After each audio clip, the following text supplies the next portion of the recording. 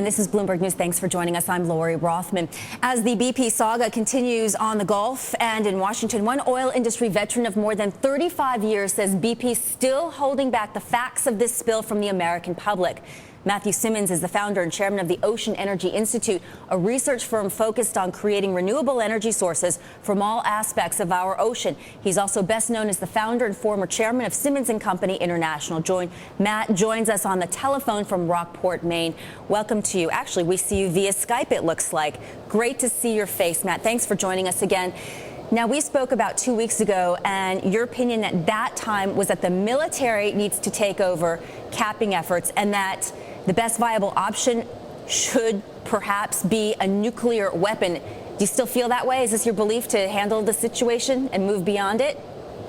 I think basically we now know, it hasn't gotten out, but we now know a whole lot of better information from the scientists who are totally disputing what BP's story has been.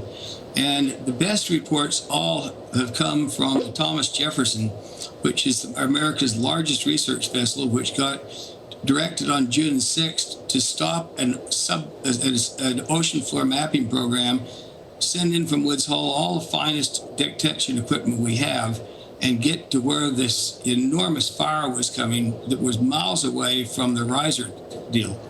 And what the Thomas Jefferson found in a week was the most specific information we know, that basically the 1,100 meters below the surface of the Gulf of Mexico is a 300 to 400 meter lake of very heavy oil that is spread so fast that it's covering potentially 40% of the Gulf of Mexico.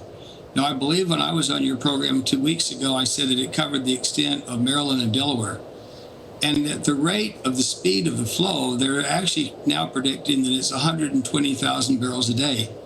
But more importantly, they're almost certain, because of the lack of being able to detect where the wellbore was, because they could get within 3 miles of it. There's too much fire. There's no metal there, so the casing's gone. So with no casing, it's an open hole, and the only way we'll ever put it out is detonating something that will fuse the rock right above the oil column into glass. And the only way that anyone's ever done that is the 4 times the Soviets did that in the 70s with a very small bore nuclear device. So I think that's now our only option. And what do you think the administration would say to that option? Has anyone listened to you? Have you been able to put that suggestion forward? I mean, they seem to be, the administration is polling so many experts from so many different areas of science right now.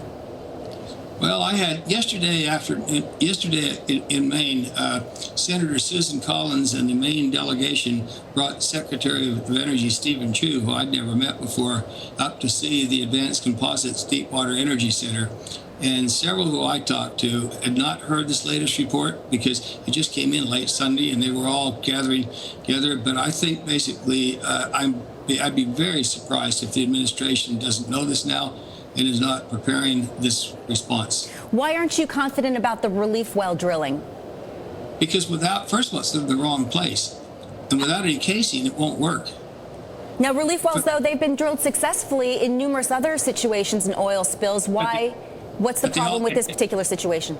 They all had casing in the hole. Without casing, the mud just comes spewing back up.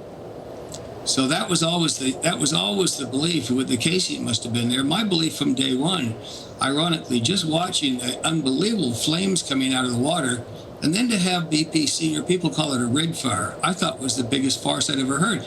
There are about 700 gallons of diesel on board a rig. And that thing was burning with such intensity, and it wasn't the rig burning, it was the water burning. So that's when it seemed to me pretty clear that this had to be one of the biggest blowouts we've ever had. And even in smaller blowouts in the past that were all been onshore, one of the first things that happens, it usually kicks the blowout preventer off the wellbore, and then out of the ground comes the casing, even with a proper cement job, and it goes to the top of the derrick. And most of the deaths that have happened in blowouts is the casing falling on people. Here we know we had a very weak cement job.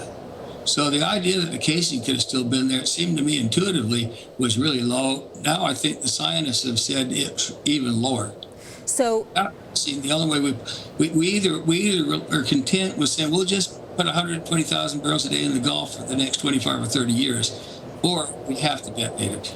All right, so then you are saying that in this situation, the drilling of not one but two relief wells is not going to work for the BP, the Deepwater Horizon explosion ensuing oil leak. And you know, it's too bad that we didn't know, and I really sympathize with our government. I think BP had such a reputation of being the best experts in deep water. Well, it turns out that reputation wasn't warranted. We now know. They had a young guy that never even been on a deep water rig before, who was telling the great people from Transocean who knew what they were doing to shut up. So that guy is in as hot a water as you can imagine, as is Tony Hayward. And I think the government, we will find, is going to take all their cash.